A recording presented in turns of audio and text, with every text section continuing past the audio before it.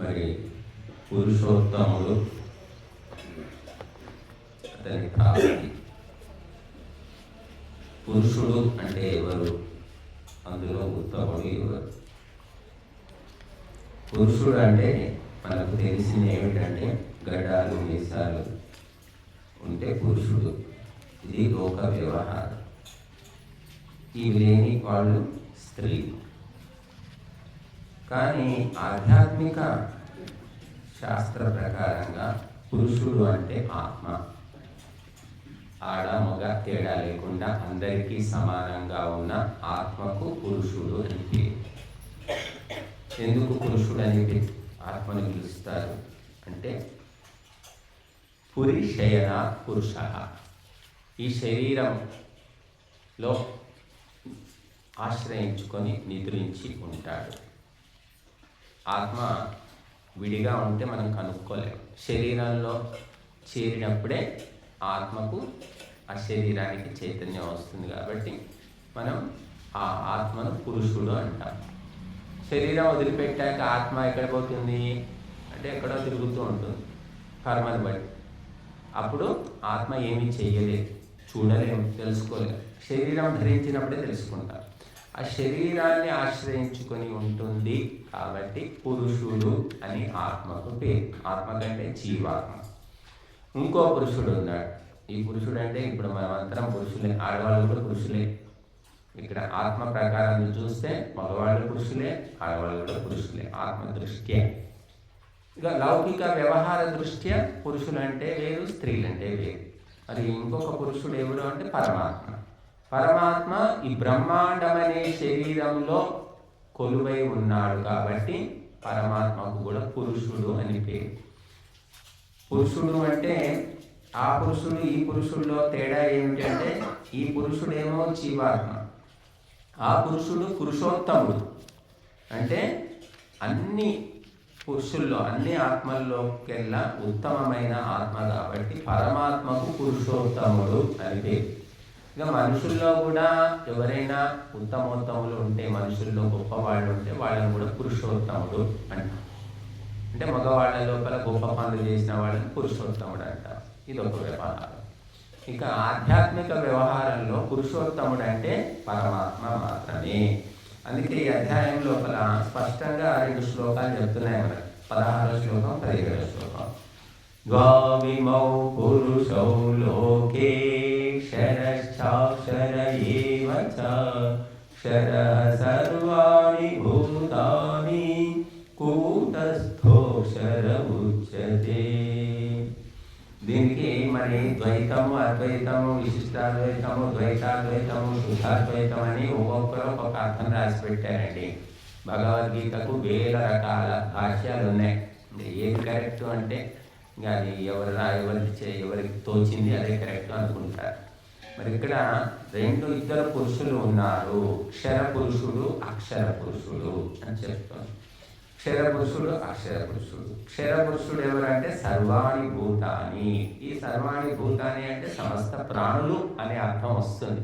మరొకటి ఏమిటంటే సర్వాణి భూతాని అంటే మొత్తము ఈ పంచభూతాలన్నీ కూడా, ఈ పంచభూతాత్మకమైన ప్రకృతి, ఇది ఒక పురుషుడు అని అర్థం. బట్టి క్షర పురుషుడు అంటే ప్రకృతి. ఇక అక్షర పురుషుడు అంటే నాశనము లేనటువంటి పురుషుడు ఎవరు అంటే జీవుడు. జీవునికి పురుషుడని పేరు, పరమాత్మకు పురుషుడని పేరు, ప్రకృతికి కూడా పురుషుడని పేరు. ఎందుకంటే పురిశయన పురుష, ఆకాశంలో శయనించి ఉంటుంది ప్రకృతి. ఆకాశానికి నాశనం లేదు, నిత్యము అఖండము. కనుక ఈ ప్రకృతి ఆకాశంలో ఏదో ఒక చోట ఆశ్రయించుకొని ఉంటుంది కాబట్టి ప్రకృతికి పురుషుడని పేరు. ప్రకృతి నాశవంతమైంది కాబట్టి క్షర పురుషుడు అంటారు. మరి అక్షర పురుషుడు ఇంకొకరు అంటే జీవాత్మ, ఇంకొక అక్షర పురుషుడు. కూటస్థుడు అన్నారు. కూటస్థుడు అంటే పరమాత్మ, జీవాత్మకు కూటస్థుడు అని పేరు. ఇక ఈ ఇద్దరు పురుషులు అంటే జీవాత్మ, ప్రకృతి అనే 2 పురుషులు కాకుండా ఇంకొక పురుషుడు ఉన్నారు. ఎవరతను? ఉత్తమ పురుషస్త్వన్య పరమాత్మేత్యుదాహృత అంటున్నారు. ఉత్తమ పురుషుడు ఉన్నాడు, ఆయనకు పరమాత్మ అని పేరు. ఆయన లోకత్రయమావిశ్య విభక్తి అవ్యయ ఈశ్వర. 3 లోకాలు కూడా ఆవరించి అవ్యయుడై, నాశరహితుడై, ఈశ్వరుడై, స్వామి అయి విభక్తి అన్నిటినీ భరించి పోషిస్తున్నాడు. జీవాత్మ ఒక పురుషుడు, ప్రకృతి ఒక పురుషుడు, ఇక 3వ పురుషుడు, ఉత్తమ పురుషుడు ఎవరు అంటే భగవంతుడు. మరి 3 పురుషులు ఉన్నారు. మనం తెలిసిందేమో ఒకటే పురుషుడు, గడ్డాలు వేసాలంటే పురుషుడు అనుకుంటున్నాం. బట్ ఈ ఆధ్యాత్మికల్లో అర్థాలు, శబ్దాలు, అర్థాలు వేరుగా ఉంటాయి అని తెలుసుకోవాలి. కనుక ఇక్కడ మరి పరమాత్మ, అందుకే మనము మర్యాద పురుషోత్తముడు అంటాం. పురుషోత్తముడు అంటే పరమాత్మ అని ఇక్కడ చెప్తుంది. మరి మర్యాద పురుషోత్తముడు అంటే ఎవరు? రాముడు. ఎందుకంటే ఈ లోకంలో ఉన్న మానవ పురుష శరీరం దాల్చినటువంటి జీవాత్మల లోపల ఉత్తముడు కాబట్టి మర్యాద పురుషోత్తముడు అనే పేరు రాముడికి బిరుదు వచ్చిందట. పురుషోత్తముడు అనేది, అందుకే ఒక్కొక్క సందర్భాన్ని బట్టి శబ్దానికి అర్థం ఉంటుంది. ఆ అర్థం తెలుసుకోకపోవడం వల్ల ఏమైపోయిందంటే వేదాలే అర్థమైపోయాయి. వేదాల్లో శబ్దాలు చూసుకొని, వేదంలో రామశబ్దం ఉంది, కృష్ణ శబ్దం ఉంది, లక్ష్మీ శబ్దం ఉంది, సరస్వతి, అన్ని వాటికి వేరే వేరే అర్థాలు రాసి పెట్టేశారు.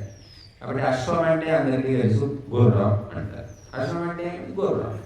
గోవు అంటే ఏమిటి? ఆవు. ఇంతే, జనానికి తెలిసింది ఇంతే.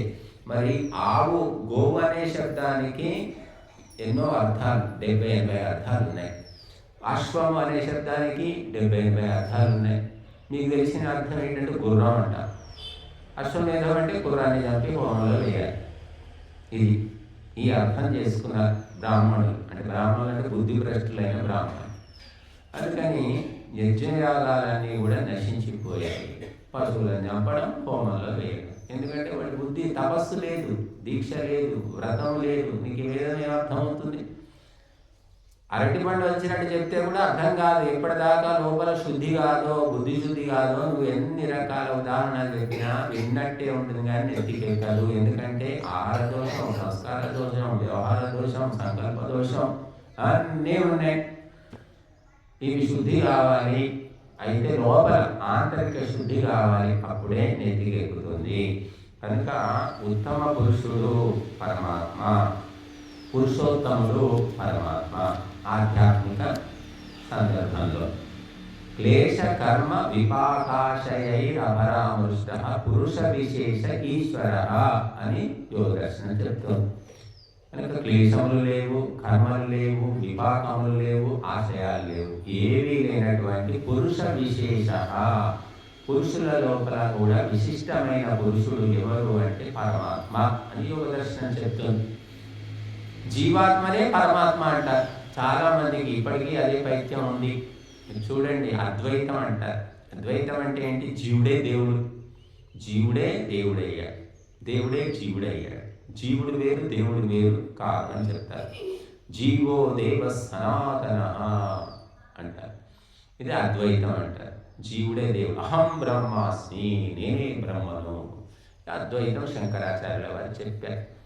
కనుక జీవుడు దేవుడు ఎట్లా అవుతాడు? దేవుడేమో ఈ సృష్టి అంతా చేశాడు, ఇదంతా ఇంత సృష్టిస్తూనే ఉన్నాడు, ఆయన చేస్తూనే ఉన్నాడు. జీవుడు ఏం చేస్తున్నాడు? వాడి పొట్ట వాడు పోషించుకోవడం చేతగా. ఒక దోమను బతికించలేడు, దోమను పుట్టించలేడు, తన జుట్టు ఊడిపోతే మళ్ళీ అతికించుకోలేడు.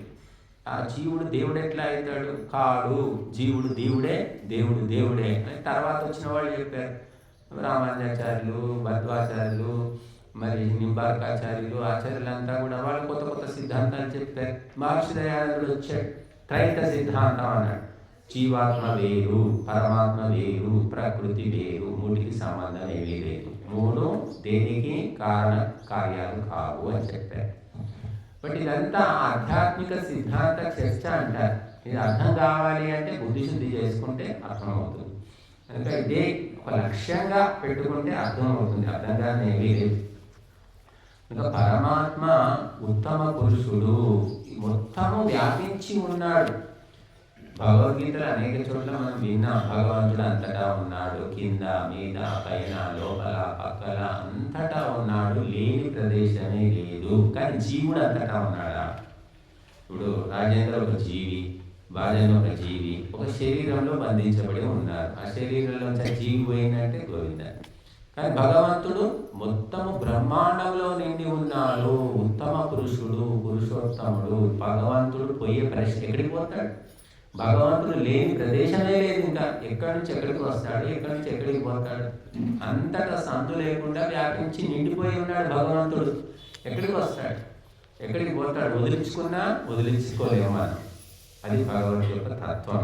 కనుక పరమాత్మ తత్వము భారతీయులకు అర్థం కాక రకరకాల సిద్ధాంతాలు, రకరకాల పూజలు, రకరకాల దేవీ దేవతలు, రకరకాల అవతారాలు కల్పించుకొని మనం 1000 ఏళ్ల బానిసత్వం ఉందే, ఇప్పుడేమైనా బాగుపడ్డామా, ఇప్పుడేమైనా స్వాతంత్ర్యం వచ్చిందంటే పరోక్షమైన పరిపాలన జరుగుతుంది.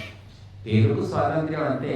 నిన్ను కంట్రోల్ చేస్తున్నాయి, నీ సెల్ ఫోన్ కంట్రోల్ చేస్తుంది, సీసీ కెమెరాలు ఉన్నాయి, సెల్ ఫోన్ వాడుతున్నాం, మనం ఏం వాడుతున్నాం, ఏంటి దాంట్లో ఏమేమి సమాచారం వెతుకుతున్నాం మొత్తం కూడా అక్కడ అమెరికాలో రికార్డ్ అయిపోతుంది.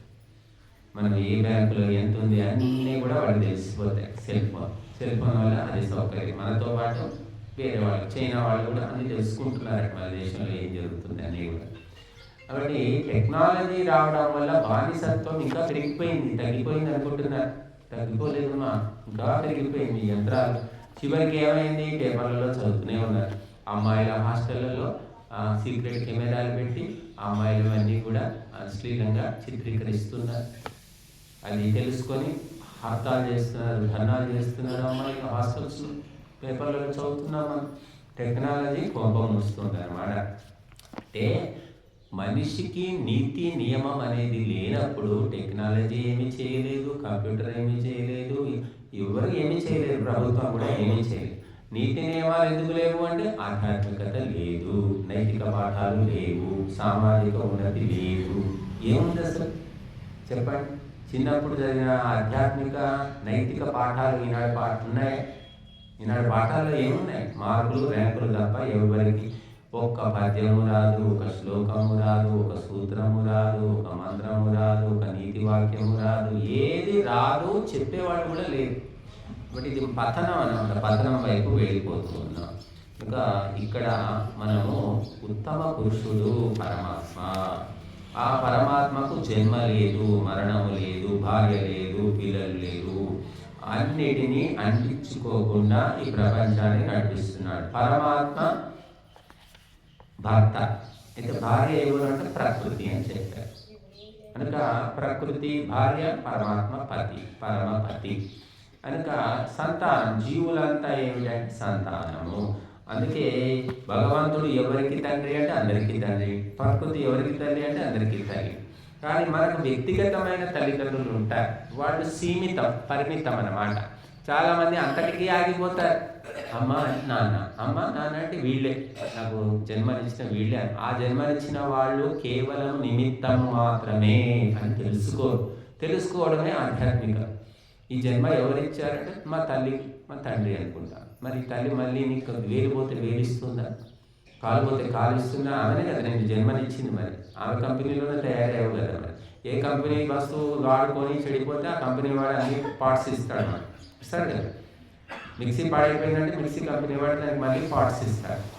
మరి తల్లి కనింది నేనే కన్నాను, నా రక్త మాంసాలు ధారపోసి కన్నానన్న ఏ తల్లి కూడా రక్తము ఇవ్వలేదు, వేలు ఇవ్వలేదు, కాలు ఇవ్వలేదు, కిడ్నీ ఇవ్వలేదు. అంటే ఒకవేళ రక్తం గ్రూపులు కలిస్తే ఎప్పుడైనా కిడ్నీ పాడైతే కిడ్నీ దానం చేస్తే చేయొచ్చు. కానీ ప్రతి అవయవము ఆమె ఇవ్వలేదు. ఎందుకంటే ఆ శిశువు ఎలా తయారయ్యాడో ఏ తల్లికి తెలియదు. కడుపు పెరుగుతుంది, నెల నెల పెరుగుతుంది, లోపల ఏమవుతుంది ఆడపిల్ల మగపిల్ల కూడా తెలియదు. ఈ మధ్య దిక్కుమాల పరీక్షలు వచ్చాక తెలుసుకుంటున్నారు. లేకపోతే అది కూడా తెలియదు, ఏమీ తెలియదు. కానీ నేను నిన్ను కన్నాను, నిన్ను తీర్చిదిద్దాను, నేను చేశాను అంటూ ఉంటారు. కనుక వీళ్ళు కేవలము బొమ్మలు, ఆట బొమ్మలు, తోలు బొమ్మలు. వెనక సూత్రధారి భగవంతుడు అని ఆ తల్లిదండ్రి తెలుసుకోరు, ఆ పిల్లవాడు తెలుసుకోరు. ఎప్పుడు తెలుసుకుంటాడో అప్పుడు అతను ఆధ్యాత్మిక మార్గంలోకి వచ్చినట్టు.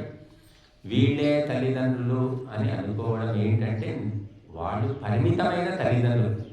ఇక ఆ శాశ్వతమైన తల్లిదండ్రులు ఎవరు అంటే పరమాత్మ, ప్రకృతి. ఇది మనం తెలుసుకోవాలి. కాబట్టి అది విశాలమైన భావన అంటారు.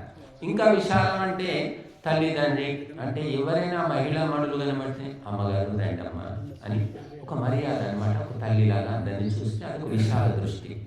తండ్రి అంటే కడుపులో కన్నవాడే తండ్రి గారు. ఎవరైనా పెద్ద మనుషులు కనబడితే నాన్నగారు. ఇక్కడ అందరూ బాపు బాపు అంటారు. బాపు అంటే హిందీలో ఏమిటి, ఉర్దూలో ఏమిటంటే తండ్రి అని అర్థం. అంటే గొప్పవాడు, పెద్దవాడు అని గౌరవ పుస్తకం అనమాట.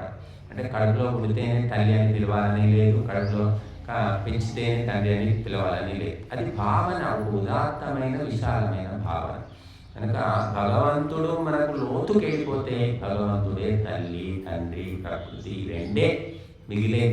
ఈ రెండు ఎప్పుడైతే మనుషులు ఇదే నిత్యము అని తెలుసుకుంటారో ఈ భేదభావాలన్నీ పోతాయి. మొత్తము ప్రపంచమంతా వైదిక చక్రవర్తి సామ్రాజ్యం స్థాపన జరగాలి అని చెప్పారు మహర్షి దయానందుడు. ఎప్పుడు జరుగుతుంది అంటే భేదభావాలు పోవాలి. కులము, మతము, ప్రాంతము, లింగము, వర్గము, రకరకాల భేదభావాలు. కుల సంఘాలు పెట్టుకొని కుమ్ములాడుకుంటున్నారు, తిట్టుకుంటున్నారు. మీరు వీడియో చూడండి, కులాల పేరు పెట్టి తిట్టుకుంటున్నారు. ఇంకా చివరికి కొట్టుకునేదాకా వస్తుందేమో. ఆ అగ్గి అందరికీ వ్యాపిస్తుంది. ఈ కులం వాళ్ళు మంచివాళ్ళు, ఆ కులం వాళ్ళు చెడ్డవాళ్ళు, ఈ కులం వాళ్ళు అధికారం చెలాయిస్తున్నారు, ఆ కులం వాళ్ళ దగ్గర డబ్బు ఎక్కువగా ఉంది. ఇలాంటి లెక్కలన్నీ వేసుకుంటూ ఉన్నారు. ఒక కులము మంచి కులము, చెడ్డ కులం అని ఉందా? ఏ కులంలో మహాత్ములు పుట్టలేదు, ఏ కులంలో దుర్మార్గులు లేదు. అన్ని కులాల్లో ఉన్నారు, మంచోడు ఉన్నాడు, చెడ్డోడు ఉన్నాడు. కానీ రాజకీయం కోసం రాజేసినటువంటి అగ్గి మండి చిట్ట చివరికి ఎవరిని దహనం చేస్తుందో మనకు తెలియదు. నేను పేపర్లో చదివా. ఎంత పిచ్చి పట్టిందంటే హిందువులకు కులం పిచ్చి. ఎందుకంటే అదే పెంచి పోషిస్తుంది. గవర్నమెంట్ అదే పని చేస్తుంది, నాయకులు అదే పని చేస్తున్నారు. వైశ్యుల అమ్మాయి రెడ్డి, అమ్మాయి ఏమో రెడ్డి, అబ్బాయి ఏమో వైశ్యులు. అంటే ఇద్దరు కూడా ఫార్వర్డ్ క్యాస్ట్, అగ్రకులాలు. ప్రేమించుకున్నారు, చదువుకున్నవాడు ప్రేమించుకున్నారు, పెళ్లి చేసుకుంటే ఆ రెడ్డి అమ్మాయి తండ్రికి తల్లిదండ్రులకు ఇష్టం లేదు, వద్దని చెప్పారు, వినలేదు. అమ్మాయి చేసుకుంటే ఆ అమ్మాయి పేరు మీద ఏవో ఆస్తులు ఉన్నాయట, అవి నాకు అవసరం లేదని అమ్మాయి మొత్తం రాసిచ్చి పోయినప్పటికీ కూడా మా కులం కాకుండా వైశ్యుల అబ్బాయిని ఇలా చేసుకుంటా అని చెప్పేసి పగబట్టి 10 లక్షలు సుపారీ ఇచ్చి ఆ అబ్బాయిని హత్య చేయించారు. ఇది హిందుత్వం, నడుస్తున్న హిందుత్వం. సరే, ఏదో వేరే కులాలు, కింది కులాలు, మీది కులాలు కాదు ఇక్కడ జరిగింది. 2 అగ్రకులాలే. అయినా కూడా తట్టుకోలేకపోతున్నారు అన్నమాట. మా కులము, మేము అనే అహంకారము చివరికి ఏ రకంగా మారుతుందో ఎవరికీ తెలియదు. ఎందుకంటే ఆధ్యాత్మిక సాధన లేదు, చింతన లేదు, సత్సంగం లేదు, ధ్యానం లేదు, ఏది లేదు. డబ్బు అధికారం. కాబట్టి అందరూ ఎవరైనా సరే గొప్పవాడు ఎవరు అంటే ఎవరైతే అహింస, సత్యము, అస్థేయము, బ్రహ్మచర్యము, అపరిగ్రహము, శౌచము, సంతోషము, తపస్సు, స్వాధ్యాయము, ఈశ్వర ప్రణిధానం ఇవి ఎవరు అనుసరిస్తున్నారో వాళ్ళు ఏ కులంలో పుట్టినా, ఏ ప్రాంతంలో పుట్టినా, ఏ స్త్రీలైనా పురుషులైనా వాళ్ళు అందరికీ పూజనీయులు. ఇవేమీ లేదు. కేవలము మనోవికారాలు, రాగద్వేషాలతోటి చేస్తున్నటువంటి ఈ అకృత్యాలన్నమాట. కాబట్టి ఇంకా చెప్పడానికి వీలేదు. హిందుత్వం అంటే ఎక్కడ సమానత్వం ఎక్కడ ఉంది? హిందుత్వంలో సమానత్వం ఉండదని శాస్త్రాలు ఏమైనా చెప్తున్నాయి? మన చరిత్రలో ఉన్నాయి. పాండవుల యొక్క సత్యవతి బేస్త కన్య. ఆ బేస్త కన్యను ఎవరు చేసుకున్నారు అంటే భీష్ముని యొక్క తండ్రి దేవవ్రతుడు గారు శంతనుడు అనే రాజు ఆ బేస్త కన్య, మత్స్య కన్య అంటారు. ఆ మత్స్య కన్యను చేసుకున్నాడు. మరి ఎంత గొప్ప ఉదాహరణ ఉదయం. చేపలు పట్టుకుని అతని కూతుర్ని రాజు చేసుకున్నాడు. మన చరిత్ర అది ఉంది. అది మర్చిపోయినా కులం గొప్ప అని కులం తక్కువ అంటే ఎక్కడ తక్కువ ఎక్కువ డబ్బు దగ్గరైనా వీళ్ళ కొంచెం డబ్బు తక్కువ ఉందంటే ఈ హత్య జరిగిందా డబ్బుతోటే మనిషిని లెక్క వేయడం ఎక్స్రే చేస్తారు. మెడలో ఏముంది, ముత్యాలన ఉందా, నెక్లెస్ ఉందా, మంగళసూత్రాలు బంగారులేనా, ఇంకా పసుపు తాడేస్తుందా. ఇక ఆడవాళ్ళు అయితే మరీ ఘోరం. వాళ్ళు వాళ్ళ దృష్టి అట్లా మారిపోయింది అనమాట. మనం పేరంటాలు వేడి లేకపోతే ఇంకా అందరు నగలన్నీ వేసుకొని ఎందుకు పోతారంటే మన అంచనా వేస్తారు, లెక్క పెడతారనమాట. ఏమైనా ఎన్ని నగలు వేసుకుని, ఏం చీర కట్టుకుని, ఇంత 10,000 ఉంటుందా, 20,000 ఉంటుందా, దాన్ని బట్టి భర్తను ఫ్యామిలీని అంచనా వేస్తారు. ఒక స్టాండర్డ్ ఆమెకు స్థాయి ఇస్తారు. First class, second class, third class అయితే పక్కన పెట్టేద్దాం. ఇదే ఈ దృష్టి వచ్చేసింది మనుషుల లోపల. రావాల్సిన దృష్టి ఏమిటి? నీతి, నియమము, పద్ధతి, ఆచారము ఉన్నాయి. వీళ్ళు పద్ధతిగా ఉన్నారా, నీతిగా బతుకుతున్నారా, కష్టపడి బతుకుతున్నారు, అంతే. కష్టపడి బతికితే వాళ్ళే దేవత. వాడు ఎలాగైనా ఉండాలి, వాడు తాగుతాడా తింటాడు అనేది కాదు. కష్టపడుతున్నాడు, ఒకరిని ఉంచకుండా సంపాదిస్తున్నాడు అంటే వాడు మంచి మనిషి, ఇదే లెక్క. కాబట్టి ఈ దృష్టి వచ్చిన తర్వాత సమాజంలో శాంతి ఎక్కడ ఉంటుంది, కుటుంబంలో ఎక్కడ ఉంది, బంధువులు అంటే కూడా భయపడుతున్నారు. ఎందుకంటే ఇదే కాస్త డబ్బులు లేకపోతే చాలు వాళ్ళను నీచంగా చూడడం, తక్కువ చూడడం, అంటే చూపుల్లో తెలిసిపోతూనే ఉంటుంది, వ్యవహారాలు తెలిసిపోతూనే ఉంటుంది. ప్రత్యేకంగా ఏమీ అనరు, పేరు పెట్టేమనరు, కానీ వాళ్ళ చూపులు, చేష్టలు, పలకరింపులు, ఆ వ్యవహారంలోనే మనకు తెలిసిపోతుంది. ఇంత భ్రష్టు పట్టిపోయింది హిందూ సమాజం. వాడి డబ్బులు ఉంటే నీకు వచ్చేది ఉంది, నీకు ఏమైనా ముట్టలు కట్టిస్తాడా, తక్కువైతే నువ్వేమైనా కట్టిస్తావా? లేదు. కానీ దృష్టి, ఆధ్యాత్మికత లేదు కాబట్టి ఈ దృష్టి ఏర్పడింది. బట్ ఈ దృష్టిని మార్చుకోవాలి. అందరిలో ఆత్మతత్వం ఉంది, అందరూ జీవాత్మలే, అందరూ సమానం. ఒక ఆత్మ చిన్న ఆత్మ, ఒక పెద్ద ఆత్మ కాదు. మగవాళ్ళకేమో పెద్ద ఆత్మలు ఉంటాయి, ఆడవాళ్ళకు చిన్న ఆత్మలు ఉంటాయి. అసలు ఆడవాళ్ళకి ఆత్మే లేదు. అసలు ఆడదంటేనే పని చేయడానికి పుట్టింది, యూజ్ అండ్ త్రో అని అనుకుంటున్నారు క్రైస్తవులు, మహమ్మదీ. బైబిల్ ప్రకారం అయితే ఆడవాళ్ళకు ఆత్మే లేదు. ఆత్మ కేవలం పురుషులకే ఉంది. స్త్రీ లోబడి ఉండాలి, చెప్పినట్టు ఉండాలి, కాళ్ళ కింద చొప్పులాగా పడి ఉండాలి. ఇలాంటివన్నీ వాళ్ళకు ఉన్నాయి బైబిల్లో. కాబట్టి మన వేదాలు ఏం చెప్తున్నాయి? ఒక మనుషుల గురించి చెప్పట్లేదండి. చీమ నుంచి ఏనుగు దాకా ప్రతి ప్రాణిలో ఆత్మ ఉంది. ప్రతి ప్రాణిని బతకనివ్వు, చంపకు. దాని కర్మను బట్టి జన్మ ఎత్తింది కాబట్టి ఆ జన్మను అనుభవించనివ్వు, నువ్వు మధ్యలో చంపకు దాన్ని అని చెప్తున్నాయి మన శాస్త్రాలు. మాంసం తింటా చంపేస్తున్నారు. నువ్వు కూడా అదే జన్మ ఎత్తుతావు ఒకరోజు. కర్మఫలాన్ని బట్టి రకరకాల జన్మలు ఉంటాయి. ఆ జన్మను భోగించనివ్వాలి, కానీ చంపేసి భగవంతుని యొక్క సృష్టిని మనం అడ్డుకోకూడదు. తెలియదు ఎవరికి, ఎవరు చెప్తున్నారు? స్వామీజీ చెప్తారు మాంసం తినొద్దు. మాంసం తినొద్దనంటే ఇంక ఇంతే, వీళ్ళకి ఏం పర్లేదు, వీళ్ళు కాషాయం వేసుకోవడానికి ఒక పాట మొదలు పెడతారు అనుకుంటారు.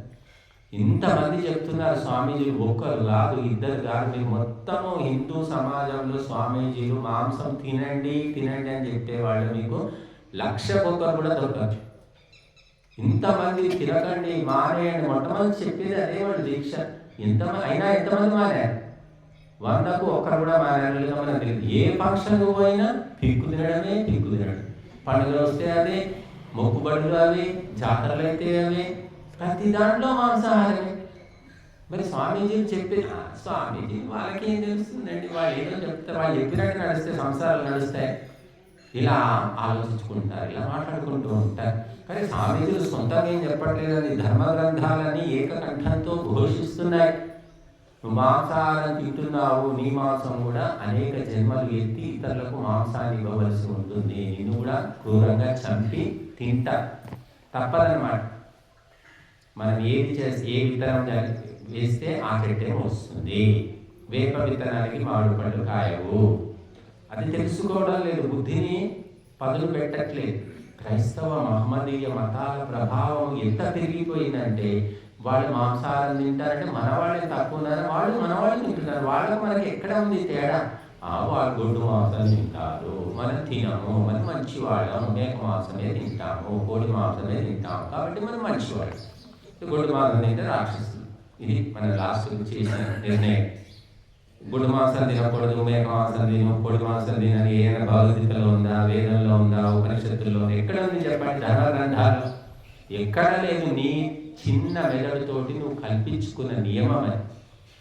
మేకలు తింటే వాడు మంచివాడు, గొడ్డు మాంసం తింటే పాపాత్ముడు, పంది మాంసం తినేవాడు బచ్చి ఎట్లా తింటాడు పంది మాంసం అంటాడు. బుద్ధిమంతుడైనాడు, వీడు తినే మేక తింటూనే ఉన్నాడు. నీకు మేక ఇష్టం, నీకు గారెలు ఇష్టమైతే వాడు బూరెలు ఇష్టం, వాడు బూరెలు ఇష్టం, వాడు మురుకులు ఇష్టం. అందరూ నువ్వు ఇష్టపడ్డదే ఇష్టపడాలని ఉందా? నువ్వు చేసే హింసనేమో హింస కాదట, వాడు 10 మాంసం తింటే హింస. గాడిద మాంసం కూడా తినేవాళ్ళు ఉన్నారు. ఆ మధ్య మేము విజయవాడకి వెళ్తే వాడు వచ్చాడు, ఒక హాస్పిటల్కి వెళ్ళాడు, డాక్టర్ గారు పరిచయం. అక్కడ వాడు పని చేస్తుంటాడు, కాంపౌండర్ ఏంటో. వాడు వచ్చి మాట వరుసలో చెప్తున్నాడు, గాడిద మాంసం తిన్నా స్వామి మంచిదేనా అడుగుతున్నాడు. చివరికి గాడిదలు కూడా వదలకుండా తింటున్నాయి. ఎందుకంటే లైంగిక పట్టుత్వం వస్తుంది గాడిద మాంసం. ఎవడు చెప్పాడు?